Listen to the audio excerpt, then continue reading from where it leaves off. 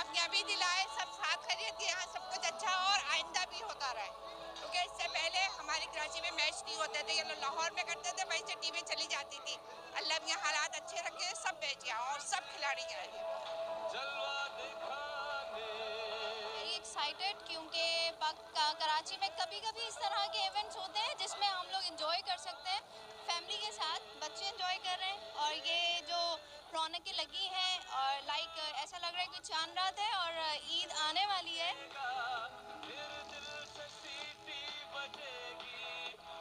बहुत ज़्यादा अच्छा लग रहा है मुझे, यहाँ पे बहुत ज़्यादा मज़ा आ रहा है और पीएसएल हो रहे स्टार्ट हो चुके हैं और पूरा पाकिस्तान ही हमारा है। मैं किसी की साइड पे नहीं हूँ, जो जीतेगा मैं उसकी साइड पे हूँ।